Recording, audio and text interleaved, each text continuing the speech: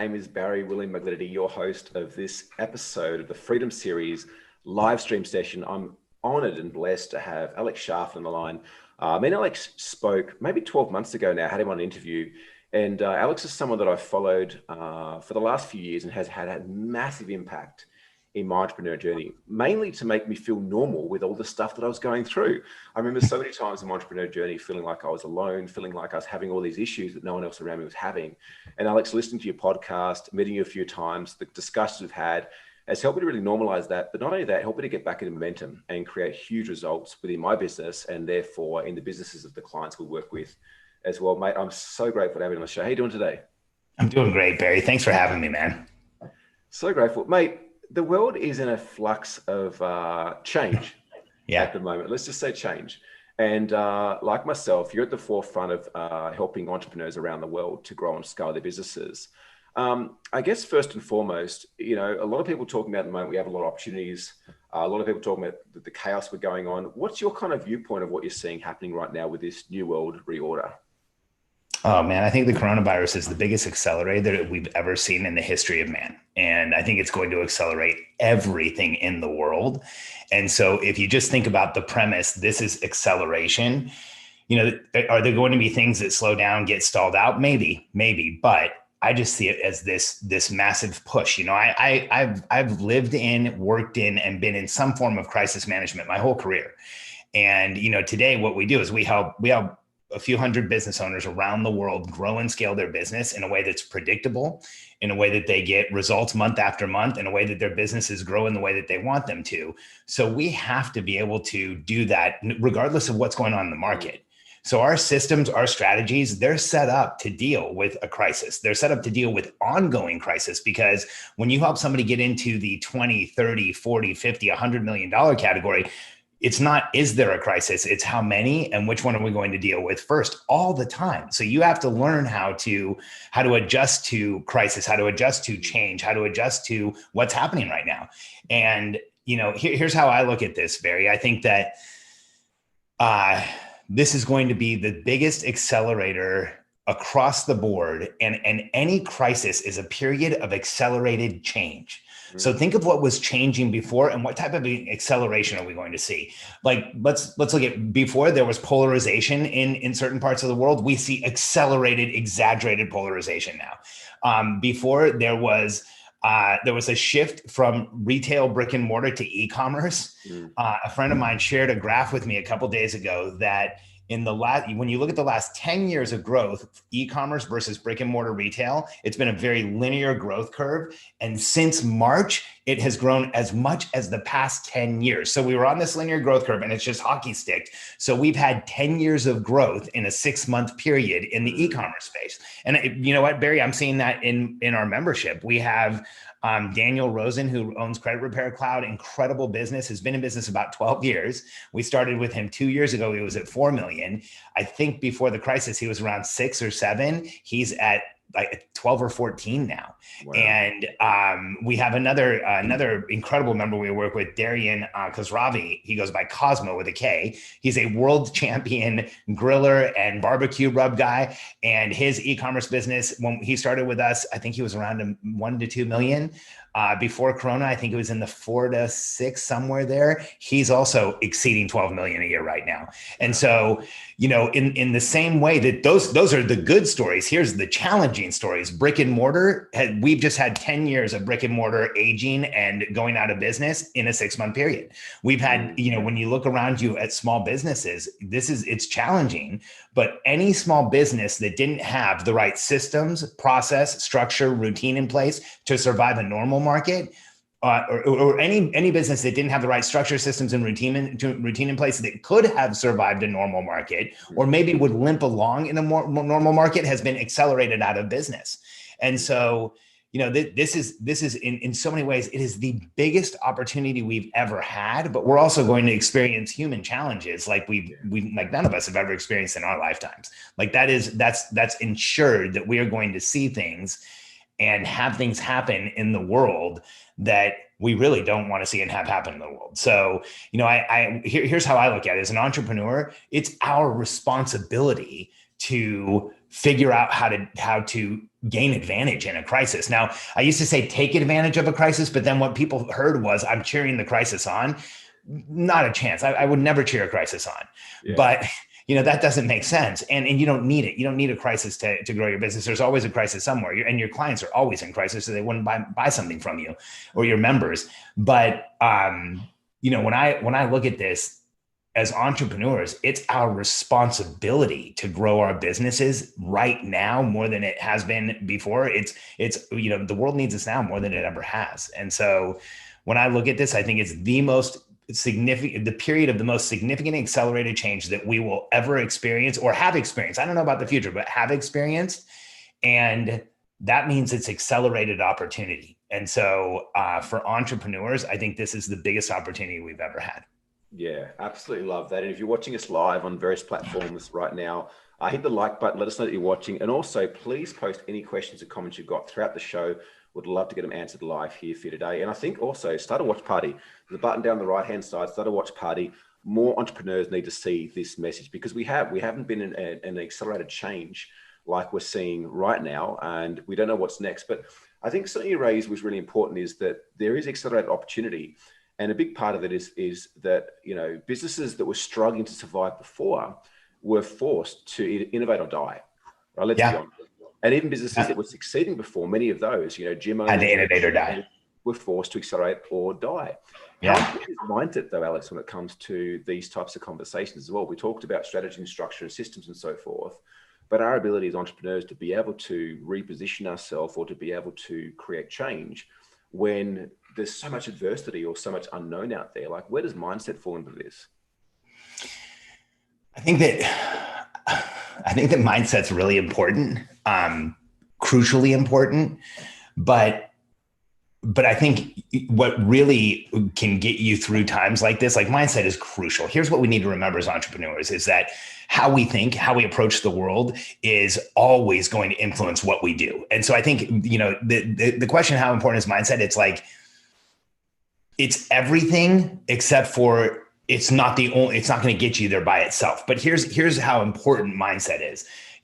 Our focus determines our reality. So our reality is ours to create. And so if you're getting up every day and you're looking at the news and you're arguing politics on Facebook and you're reading every little thing that's going on right now and watching every number of every metric and getting all into it, your reality is going to be that there's a world in crisis where everybody's falling apart, where nothing's going to work anymore. And, there's not going to be any opportunity. You're going to orient yourself towards those things. And the only way that entrepreneurs can enter any type of crisis period, the only way is to say, we are going to grow during this crisis. Like regardless of how, and unless it's a personal crisis. Now here's the only exception. The only exception, and I want to make an exception because I've seen some weird stuff recently, from some influencers, people who are having massive challenges, like they're going through divorce or they're having serious conflict in their lives, and they're just trying to keep going through it, which in that type of crisis, I have a different strategy, a completely different strategy. But in any crisis, what we need to do is we need to convince ourselves we're going to grow. And here's what I mean by that. You have to orient yourself towards the future, not where you are right now, because today is tactically difficult. You have to say, where am I going in the future? And what is my growth path? Because far too many people in a crisis start saying, you know what, I'm going to maintain. I'm going to stay the same. I'm going to keep everything like where it is right now. And here's the challenge with that type of thinking. A crisis will hurt your business. A crisis is going to challenge your business. And so if you're thinking maintain with the challenge that is coming from a crisis, you might not even maintain. You have to think way past it. I used to practice martial arts and we used to break boards, which is pretty much anybody can do it. But if you stack up like 10 or 15 of them, it gets infinitely harder with each additional board. And there was a point where I would break a ton of them. And the way that you would do that is you don't swing to hit the boards, you swing to go through all of them. You swing like the finish of your swing is 3 feet beyond the boards so that there's no way you even possibly stop in them. And that's the same way you have to approach a crisis. You have to orient yourself towards growth and convince yourself that you will grow in this crisis. Because here's what happens. When you think growth and when you say, look, you know what, crisis is a period of accelerated change. That means it can be accelerated pain. It can also be accelerated success. And so if I believe that, which has been proven throughout history in 100% of crisis periods, there is billionaires made always. Every depression and recession comes with it a whole new handful of self-made billionaires. And so convince yourself that that's a possibility. And here's what happens. You start seeing the opportunities. Yes. They're everywhere. When the world is in as much pain as it is now, that means every single person needs a painkiller. And so if you can figure out an opportunity where you solve someone's pain and you can sell a painkiller in a crisis, you'd be shocked at what can happen in your life. So that's how I think every single entrepreneur needs to approach this. Now, that being said, I think you also need to have process, structure, and routine in your life so that the world can be in crisis and you and your business can be in momentum.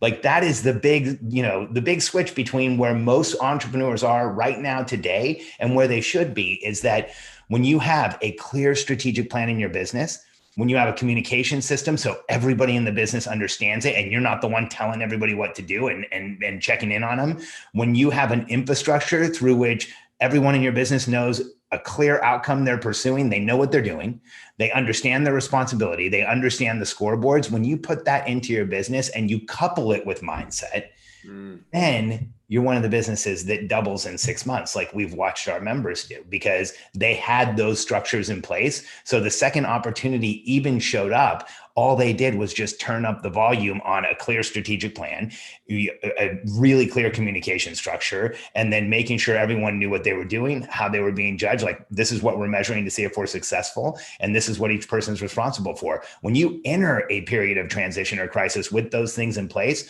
most of the time you come out the other side having grown tremendously. So, and if you're in a crisis period without those things in place, those are the first things to do. It's not the next funnel. It's not the next promotion. It's first secure the business by getting a clear plan in place that everybody understands, a system so that you communicate it. And then that infrastructure of the business, that's what will get you through a crisis like crazy. And so couple the mindset with that infrastructure. And here's what I found, Barry. Mindset without success is very difficult to maintain. Yeah. That's just right. Yeah. And so I think that, the way that I coach entrepreneurs through personal development is giving them the systems to run a business, because when you have to systematically create success, that is the best personal development program there is. Yeah. Yeah, you said something really interesting. And I remember that I copped a bit of shit at the start of the year. So I stepped out operationally from the Game Changers in December last year, moved to Bali, started to learn to surf, play guitar, and write my first book. And COVID started to hit, and I was fully resourced up in a way, completely disassociated from the business to be able to look at it objectively, what was going on. And I showed up, and although I'd never experienced anything like COVID-19, the decision that I made is I'm going to grow through this. I'm going to grow physically, mentally, spiritually, financially, like in every aspect of my life, I'm going to go through this and grow. And that was a decision I made. And it was a decision to grow in it rather than to survive it, which is exactly what you said. Now, the moment that decision was made, I started to notice opportunities and started to notice things around me that supported that belief, that decision that I'd made very early on to grow as opposed to survive. The other thing you mentioned as well, I didn't realize I did it until you just mentioned it then, was that I knew I was entering a huge period of uncertainty. And so therefore, I forced more structure into my life to support the massive amount of uncertainty that I was facing. So I brought more structure in around my health, around my fitness, around my sleeping regime, so that at this base level, I had that support from a certainty level that I could deal with so much uncertainty from clients, from staff, from environmental factors. It was very interesting to hear you share that and realize, that was what kind of happened intuitively through that process. Yeah. So that's awesome, Barry. We coach our members down to having a written morning routine that they check off as they get it done. Because when you're in a period of accelerated change, even decision-making in the morning can create decision-making fatigue by the evening. Here's one thing that every entrepreneur knows with certainty. They've made more decisions in the last 6 months than they have in some 6-year periods in their lives. Because every day has prevented us, think of just the layer of new decision making you have in everything you do in your lives. Should I go to this place? Do I need to wear a mask? Do I not wear a mask? Do I have hand sanitizer on? Do I not? Do I need to use this one? Do I need to use that one? Where do I, right? Everything has become infinitely more complicated. And so the more we can lower the pressure and noise in our lives, the more we will show up in a way that we can do what you said, look at this objectively and and see massive opportunity. Here's something else that I want to share that I haven't shared on a podcast yet, but we've gone down this vein and of content. Nobody else has asked me about this stuff, but I think one of my skill sets is really managing and understanding how to create massive opportunity in a crisis. And I have a track record for this. After 9/11, I exploded a business. I mean, just grew it. We went from about, I don't know, we were probably doing 70 million in total dollar volume of sales for the company we represented, and went to 250 within a couple of years. And it was because in the crisis, everybody all freaked out. And I increased process, structure, and routine. During the foreclosure crisis, Katie and I, my wife and I, actually ran some real estate businesses that ended up going bankrupt. So we were done. I mean, we were in personal crisis. The entire US economy was in crisis. Within about a year and a half, the entire global economy was in crisis. And in 2007, we created a product called the Certified Distressed Property Expert designation. And from bankruptcy, we launched it, ended up number 21 in the United States, fastest growing company in 2011. We sold 49,000 something real estate agents. And in 2013, the director of distressed property at the US Treasury, Lori Maggiano, came to our office and on a broadcast said that the US Treasury numbers showed that our organization pulled forward the recovery of the foreclosure crisis 5 to 7 years and saved somewhere around 4 to 7 million people from foreclosure. And that was because it was a crisis. Like I tune in when it's a crisis, I do really well. And here's why. This is one of the commonalities of every time I've been through a crisis is I pursue most likely scenario. And I know that that's an unfamiliar term for most people. MLS, most likely scenario, it's a crisis management tool to say, in a crisis, I definitely want to estimate what is the worst that could happen. I also want to look at what's the best case scenario. But then there's this thing that everybody kind of knows called most likely scenario, that based on current data and human behavior, you can predict about what's going to happen. And here's what's happened with this crisis. It's so big and so overwhelming and affecting so many people at the same time, and psychologically challenging us in a very unique way, where this is a relationship now, right? Zoom. This is about as much human contact as we get with people. And so we've taken a mass population of people, isolated them, pretty much put it like some populations on a complete lockdown. And so we're in this crazy psychological experiment where a lot of people are seeing conspiracy theories, or they're feeling like there's some untoward behavior here, or there's parties that are arguing, or it's political, or whatever it is. And you know what, Barry, at the beginning of this, I had a hard time hearing any of it, but now I talked to some of my friends and they've explained it in ways where I'm like, you know what, some of these arguments kind of make sense. And some of them seem to have some truth in them. And some of them seem to have some stuff there that looks real, when I was navigating the crisis of 9/11, a bunch of people pointed out, I'm Arab, so I have Lebanese family. 9/11 was carried out by a whole bunch of Saudi Arabians that we were going to Iraq for. There was so much weirdness there and conspiracy feeling stuff there. And now there's been documentary after documentary that's explained it. But here's the reality of navigating that crisis. There was a most likely scenario. And today with COVID-19, there is a clear mathematical and behavioral most likely scenario, and I share it often. And since the beginning of this crisis, I've been going on either Facebook Lives or doing webinars and sharing predictions about what will happen next, while everybody's like, you can't predict anything. Everything's up in the air. The testing's not real. The data's not real. This isn't real. And I've been making predictions about what would happen, exactly what would happen in the economy, with numbers, with what would come next, what categories were going to crash. And every one of them has been exactly what has happened next. And it's not because I'm a fortune teller. It's because when you look at this thing called most likely scenario and you take the available data and you extrapolate it forward based on human behavior, you can clearly see what's going to happen next. And so this is what I did in the foreclosure crisis. And we predicted within about a 60-day time frame when each state in the United States felt the foreclosure crisis. Well, if you started looking at the data early on this, you could have predicted when each state was going to feel this crisis. And when, I live in Texas, when our lockdown was releasing, just based on numbers that we saw overseas and based on numbers that we saw in New York and other parts of the country, we knew that because we were growing as we opened our lockdown, that growth was probably going to continue and increase in severity, and it did. And we had to go back into not complete lockdown, but they even started saying that you had to wear masks in most areas of Texas, and we were one of the big holdouts. And so, here's the key as an entrepreneur. If you believe in a conspiracy theory, or you think that this is just political or whatever it is, I can understand that. But here's reality is it's probably going to play out like every other crisis in history.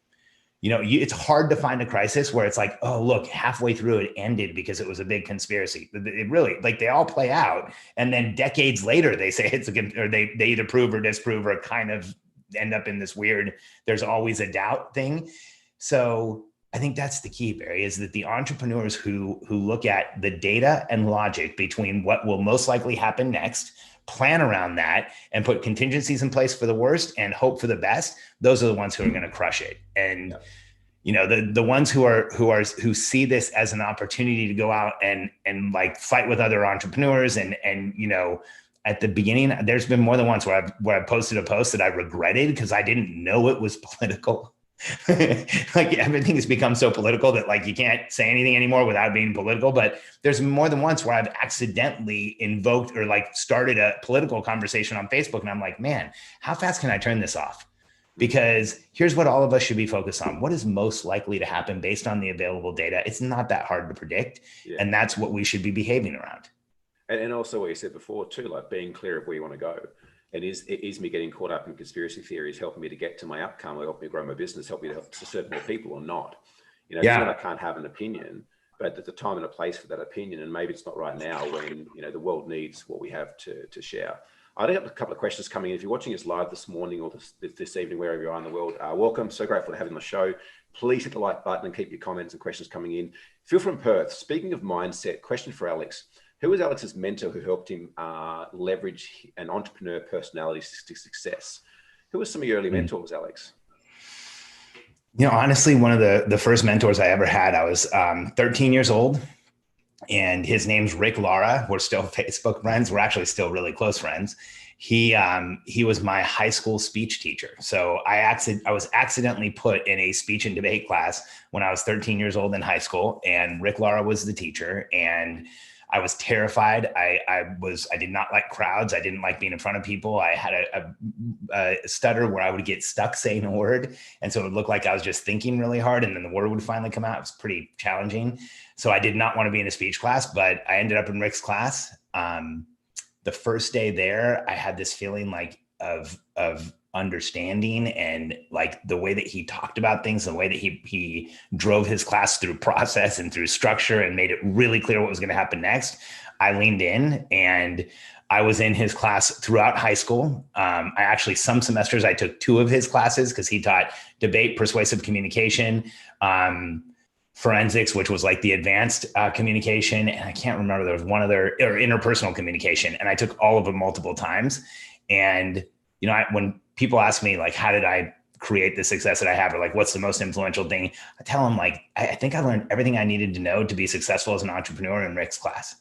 He showed me how to speak. He showed me how to lead people. It was very clear that process, structure, and routine didn't just make you a better speaker, but it made you better at everything you were doing. And I think he was one of the most influential mentors I ever had. Wow, incredible. And you could definitely see a flare of entrepreneurship from a very young age there too, Alex. Oh, yeah. Question here from Colin from Melbourne. So I'm not sure if you're aware or not, Melbourne's gone back down to lockdown as of like a week. Yeah, I have friends in Melbourne. They told me about it. Yeah, so Alex's message is welcome fresh news. Could he talk about how he hurdled the initial financial disappointments in the early days? Sure. So there's a huge parallel here. So the way that I figured out what was going on during the foreclosure, here's what happened during the foreclosure crisis. Katie and I started getting tons of foreclosures because we owned a bunch of property, and I started looking at the documentation, and with each new foreclosure, it felt like the documentation got worse. It was basically like a "you're kicked out of your house" document. It didn't say we can work this out. It didn't say we should have a conversation. It just said, like, you're done. And And not only that, in the United States, when you get foreclosed on, it's served by a police officer or an officer of the court. So it's somebody in a uniform giving you paperwork. So it's very intimidating, very frightening. Even though I knew it was coming, and I was a real estate investor, I was very familiar with foreclosure. I'd helped hundreds of people with their own foreclosures. To be getting my own was devastating. And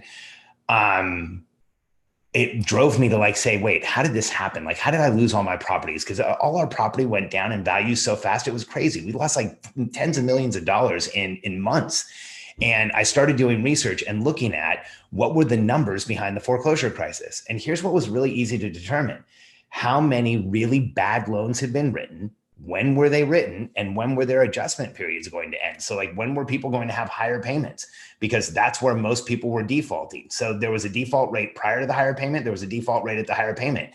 We just took that and extrapolated it forward by state and in some cases by city. And we could literally predict you're going to have 75 foreclosures plus or minus in this area next month. And here's what was crazy about that.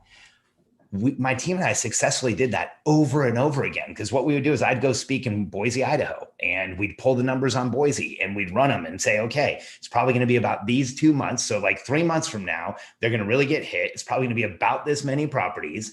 And, we've already done this across the country with success. And we would go to Boise and, we didn't realize that we should never go someplace until there was already foreclosures happening. We tried to do it ahead of time. And here's what would happen every single time. I only did it 3 or 4 times, because in every city they would say, oh, you know what? We really appreciate your information and the data and the numbers, and we get it. We understand it looks really good, but it's not going to happen here. So you don't understand Boise, or you don't understand this, or you don't, whatever city I was in, I didn't understand. And it was fascinating, because here was this global foreclosure crisis. By the time it got to Idaho, it was global. And people were denying that it was going to happen to them. By the end of that crisis, every state in our country was hit. Some were not hit as hard as others, but every single state in our country lost property value. And every time I would go out and speak to someplace where the crisis hadn't hit, they would say, it won't happen here.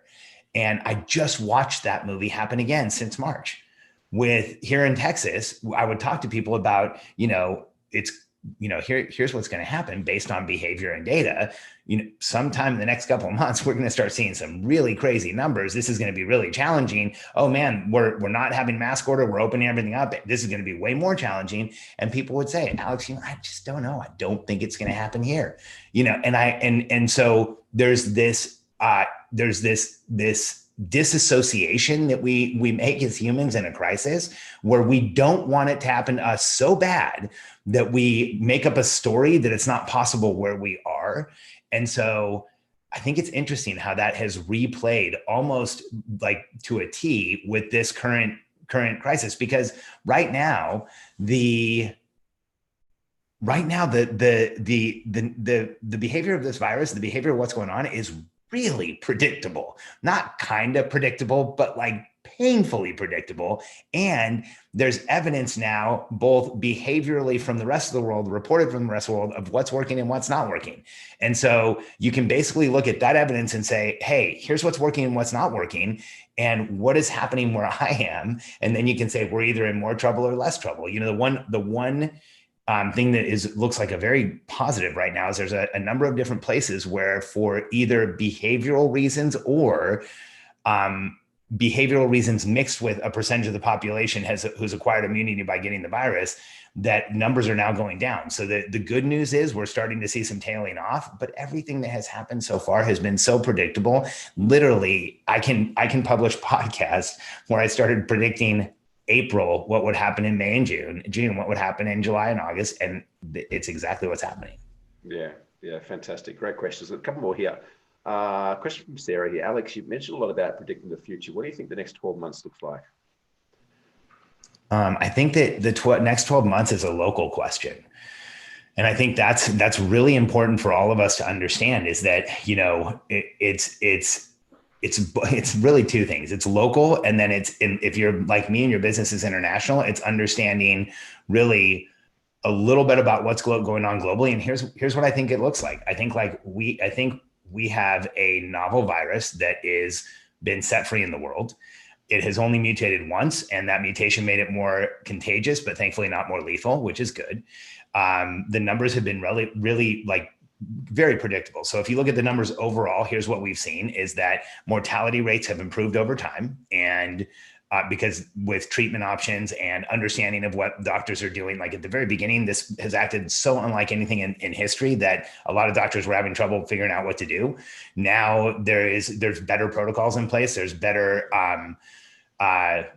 options in place. And so this is what happens in every virus. Mortality rate goes down because doctors get better at treating it and less people get it, hopefully over time. And what we've also seen is that in areas where they're not distancing or they don't have mask policies in place, there seems to be a direct correlation to distancing and masks and driving the virus numbers down.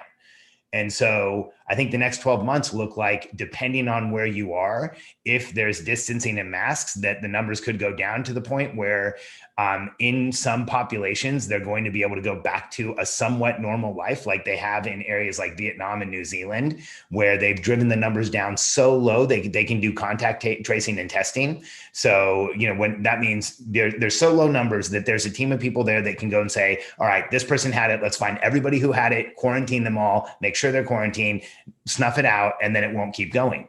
I think that in other areas, unfortunately, like the United States, we're in a dilemma where hopefully we're seeing some decline of this virus. In some areas of the country, we're not, but hopefully we start to see it kind of get to a point where naturally it ebbs away like some viruses do. And then I really don't hope that there's here's the biggest challenge that I feel is that if this virus acts like the 1918 virus and goes away and then comes back in a second wave, I feel like so many different populations today don't believe in it or want to deny the reality or don't believe the numbers are severe enough that we should do anything about it, that second wave could be really devastating if it behaves that way. So I think, there's a ton of questions in the next 12 months, but there's some certainties. If you're in a population where the human behavior is going to be intermixed with a novel virus, your numbers are going to go up and it's going to continue to be challenging. It's challenging to live in the United States right now. It's very challenging. We're looking at, they're trying to reopen schools, and as soon as the schools open, they start finding cases. We have the whole thing has been very politicized. Our numbers are high kind of across the board. There's only a couple states where they've driven them down to the point where they meet any type of rational guidelines to actually open schools and get together in groups and stuff. And so I think if you're in an area of the world like New Zealand, where they've driven the numbers down to the point of almost non-existence, you have an unfair advantage over the rest of the world. Yeah, in Perth here, I believe there's no current active cases at all when everything's open. Like we're living a normal life here, but they've done very well on border control and the way that they've isolated people coming in and so forth to not only get the numbers down but keep them down and to a point now I think it's non-existent. That's fantastic. Had a massive flare back up. A couple more questions. Another one here from Phil. I have a book, The Entrepreneurial Personality Type. Please tell us how could people use it to fight off imposter syndrome? So I have a podcast on this with about, I think it's 15 or 18 minutes or something called Kill the Imposter. You should check it out, Phil, because so first, I think that the most critical thing about imposter syndrome is understanding it. What we think it is a negative voice inside our heads, but what it really is it's the protective voice. It's the overly protective voice inside our heads that slows us down from making mistakes. Like sometimes we want that voice. Because here's the reality of imposter syndrome. Imposters don't have imposter syndrome. They're imposters. Imposter syndrome only happens when you're somebody who is rational enough and sane enough to know that when you are entering a place of vulnerability, you should be questioned. And you should be slowed down. And let's get real. We all need that. We're entrepreneurs. If we didn't have brakes on this system, things would go very bad. Most of us I wouldn't probably be 47 if I had zero brakes. And so we need that. We need that rational part, that sane part, that questioning part, that sometimes judgmental part of us. But the way that you overcome imposter syndrome is one day at a time. You kill the imposter every day because As an entrepreneurial personality type, here's what we do. We are that small percentage of the population that travels into the future, creates a new reality, comes back to the present, and then demands it becomes real. That exposes us to a level of vulnerability and criticism and shame and so much else that it's overwhelming. And the day you say, I'm an entrepreneur, is the day you declare you're a commodity that can be judged like not a human being. Go look at anybody's Facebook ad comments and you'll see what I'm talking about. And so the way you kill and that's reality. Like there's no one should ever tell you different, but there's a reason you ask the question, because you can't make it go away. And if you can't make it go away, you have to find a way through this, not over it or under it. And the only way through imposter syndrome is to do what is telling you you shouldn't do every single day. And so when I first wrote this book, Russell Brunson, my friend, said, he's been a pretty intense mentor to me. It's weird to say Russell's a mentor because he's younger than I am, but then he says I'm his mentor too. So I feel better about it, but I feel like he's helped me far more than I've helped him, just so you know. So, but Russell was like, he's like, dude, you have to, he saw me do a presentation and he's like, man, you got to publish every day. He told me this in a hallway. And I trust Russell because he's a super smart guy. And he always just tells you exactly what you need to know. He doesn't care. And sometimes it stings, but he'll just tell you anyway. And he says it in a kind and nice way, but sometimes you're like, that kind of stung, but I needed to hear it. And he told me I had to publish every day. And doing the first Facebook Live was probably one of the hardest things I've ever done. And I had 20 years camera experience. I had been on Home Shopping Network. And when I was a consultant, I used to sometimes go on Home Shopping Network here in the United States. It's one of the largest networks there is. I sold $29 million in a 24-hour period on TV. That's pressure. Wow. Holding up a phone and doing my first Facebook Live, I felt like I was going to die. And I had no idea why. It was the weirdest feeling ever. And then there was the day, I don't know, a few years ago, 5 or 6 years ago, I think maybe a little bit more, I did it. It was on the way into a wedding with my wife. And I'm like, if I don't do this, I'm not going to do it today. If I don't do it today, I'm going to have trouble doing tomorrow. So I'm like, screw it. I'm just going to do the first video. And you know what? I took a little chunk out of the imposter. And then the next day I did another one. And the next day I did another one. And Russell challenged me to publish every day for a year. And I did. And by the end of the year, I'm like, I'm so glad that's over, because now I don't have to publish every day. I've got so much attention and I'm over it. You know, I mean, I wanted to do it for the full year, but by the end of that, now picking up the phone and doing a Facebook Live, I want you to know something. Even though I've done that, even though I've done hundreds of these, even though I get almost exclusively positive comments, every time there's a little voice that says, should you do it right now? Is this the right time? And I'm like, live. I'm not going to let the imposter take over. And so the way that I think you should do this is you take a chunk out of it every single day. You know, I want to share a quick story with you. When I was younger, there was this guy on TV named Johnny Carson. I think most of the world has heard that name, maybe not, but here in the United States, he was the late night TV show host. He was one of the highest paid personalities in the United States. And he had a show that started after the 10 o'clock news. So it was 11 to 11:30 every night for, I think, like 27 years, and had, every celebrity, everybody who's famous, what you had to go through the Johnny Carson show to like even be in show business. He didn't really miss anybody. Even people who didn't do TV went on the Johnny Carson show because of who he was. He was that revered, that well-known. He was hilarious. He did a warm-up every night. Here's what most of the public doesn't know about Johnny Carson. Each night that he walked out on stage, he walked through a split curtain that somebody pulled back for him, and they always pulled it back to the right. So when you were looking at the stage, it went this way. The reason is this way was a trash can. And directly before the end of his introduction song, every night he would throw up in the trash can from nervousness. And then the person would wait until he was done, open the curtain, and that's when Johnny Carson came on stage. Every night, the imposter was so strong, it made him vomit in a trash can. And he was one of the all-time greatest hosts in the history of TV.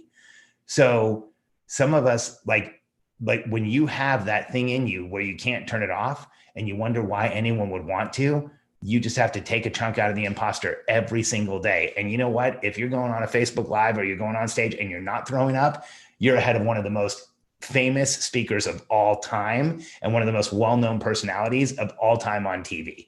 So, we've all been there. Alex, this is why I absolutely love connecting, having the show. Always so many amazing insights and light bulb moments around exposing the entrepreneur personality type. For those that are watching or tuning in today, what's the best way they can connect you? You got something pretty amazing coming up in the We next do. month or so. Yeah, we do. So in October, at the beginning of October, I'm doing a free course for anyone who anything we've talked about has resonated with. But what we're going to cover is the entrepreneurial personality type in depth, the billionaire code in depth. So those two things will do the following. It'll help you understand yourself better than you ever have. But more importantly, once you understand the billionaire code, you'll understand yourself and where you are in business so that you will have certainty about what needs to happen next and you can move forward. And I'm doing 3 days in the same week. We're hoping to get hundreds of people there. If you go to momentummasterclass.com, you can register, and it's going to be a lot of fun. So register, make sure that you're there live. I'll answer all the questions that come up. And from the beginning of that time together to the end, you will understand yourself better. You'll understand your business intimately. You will have an entirely new view of what your final destination is and clarity like you've never had before. Yeah. So regardless of where you're at right now in an entrepreneurial journey, your business journey, please do yourself a favor, connect with Alex. You've got an amazing podcast as well, but momentummasterclass.com, get yourself registered. It's going to be a hell of an event, and I'll certainly be there as well. Thank you, Barry. I really appreciate it, brother. Yeah, mate, thank you so much for your time. Appreciate having you here. If you're watching this show and you're trying to build a business that can work without you as well, please grab a copy of my first book, The Path to Freedom, the 9 steps to build a highly profitable and purpose-driven business that can work without you. That was a journey, Alex. It's funny, it resonated with some of the stories you're sharing, because I grew up and was teased a lot about not being able to read and spell and having massive grammatical issues. And I wanted to write a book for years. And there was an aspect that didn't feel successful enough to write a book, the imposter syndrome, but also an aspect of me going, oh, like, who are you to even think you can write a book with your level of spelling and grammatical challenges you had? But it's funny how when we make a decision to do something, we'll always find a way through it. And how often, leaning into that discomfort can be the greatest growth opportunity as well that we face as entrepreneurs. No question. I mean, that's here's one of the ways we help our members is when you lower the pressure and noise in your life intentionally, when you take out the things that you know are causing you challenges, pressure and noise, here's what happens. It starts to reveal to you like what you really want and what you're really capable of and what you really can do. And so the more you lower the pressure and noise, the more those things start appearing and showing up. I feel the same way, Barry, and I'm dyslexic. So I think I waited far too long to publish my first book, and I've waited far too long to publish the second one. We now have a plan in place where that will not happen again. And we're going to publish books regularly. But a lot of that is, my feeling like, hey, I'm dyslexic. I have a hard time reading. It's like, to say you're going to write a book, it's one of those huge things, but you got to kill the imposter. Yeah, absolutely. Alex Charfen, it's been an absolute pleasure. So grateful for you, dude, and for everything you're doing in the world, helping entrepreneurs just grow and scale great businesses. Thanks so much for your time. Guys, keep the questions and comments coming in. Make sure you register for Alex's Momentum Masterclass as well. And dude, hopefully we'll get a chance to connect again soon. I really appreciate it, Barry. And yeah, let's do that, man. Yeah. Thanks, everyone. Take care.